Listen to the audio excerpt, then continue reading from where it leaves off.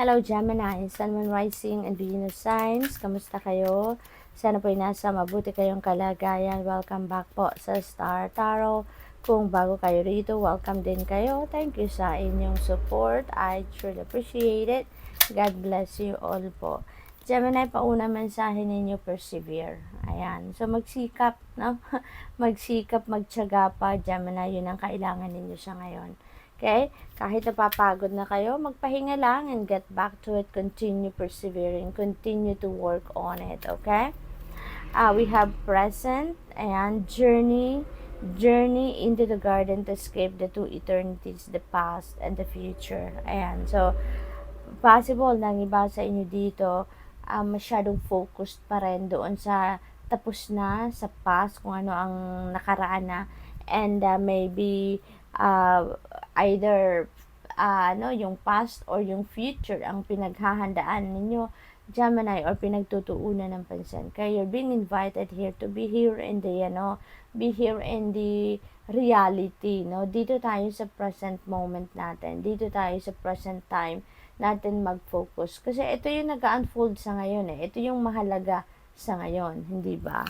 So what else? We have grow, all flowers must grow through dirt. Ayan. So this is a time also for you to grow. This is a time for you to expand and thrive. No? Yun ang napipick up ko dito, Gemini. Kaya kailangan na mag-ano kayo siguro dito, lumabas sa inyong comfort zone, no? Maaring yun ang kaganapan sa inyo sa ngayon.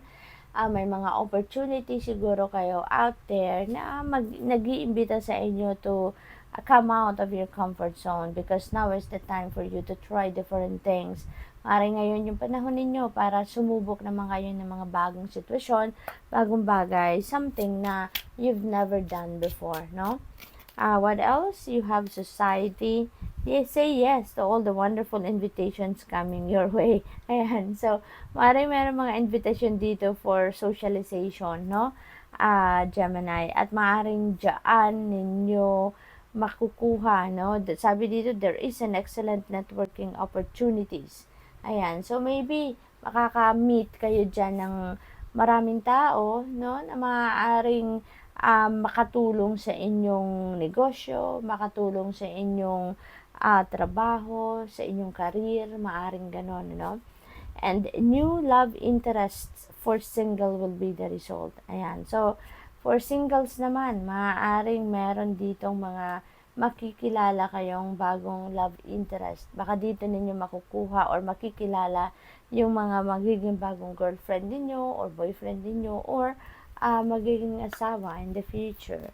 So, what else? We have perseverance. Meron nalaglag, saglit lang po. Ayan, perseverance. You may feel like you are getting nowhere, but there are wonderful changes ahead. So, don't give up. Ayan.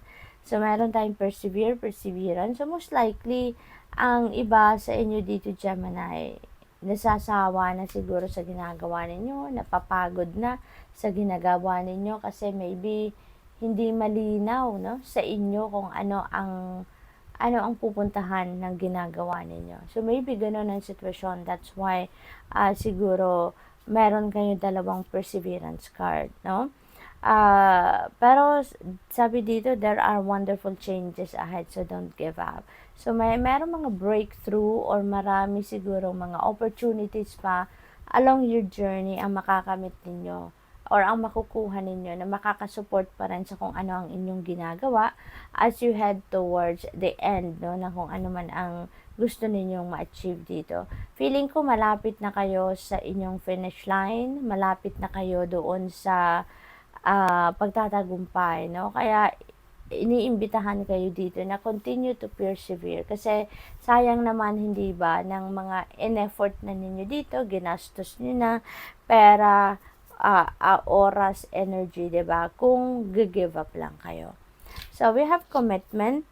A commitment is indicated around love or business. It will make you feel better. Ayan. So, maaaring meron dito mga bagong relationship talaga, no? If you are single, may mga bagong love and romantic relationship siguro dito na parating sa inyo, no? or business partnership siguro dito ang magaganap for some of you kung wala naman kayo sa posisyon para pumasok sa isang panibagong relasyon, no? So, tingnan natin kung ano pa ang ganap dito for Gemini. We have angel number 0000. Ayan. So, inimbitahan kayo dito na mag-reset kayo, kumbaga, no? Kailangan ninyo dito na mag-unwind, mag-relax, no? Mag-retreat. Meron din ditong success and victory, 'di ba? So, papunta talaga kayo sa pagtatagumpay. You're on the way to your greatness and successes, Gemini. It serves as a timely reminder that anything can be accomplished. If you can dream it, there is no reason you can make it a reality. If something is in the possession of another person, it is also available to you. Diba? Kung kaya ng iba din na magtagumpay, kaya nyo din. Kung ano nakuha nila, pwede mo rin yun makuha. You just need to persevere, hindi ba? So, try to remain calm. What's meant for you won't pass you by. Kung yan ay para sa'yo, yan ay para sa'yo. No? Let go of tension. Okay? Mag-relax lang kayo. Mag-relax. What else? We have angel number 0606. There is commitment. Ayan. So, meron din tayong commitment dito. So, malakas talaga ang energy dito ng commitment, Gemini. So, maybe you are really going to enter a relationship dito. Business relationship, a romantic relationship. So, sabi dito, applying honesty and light daily is a fast track to creating a peaceful and meaningful life. It's how you find solutions and comfort, release worries by speaking your truth and expressing emotions regularly. Open up for the best is yet to come. Ayan. So, napakagandang inspiration naman ito para sa'yo. So, good luck. Thank you for watching. Love and light. Namaste.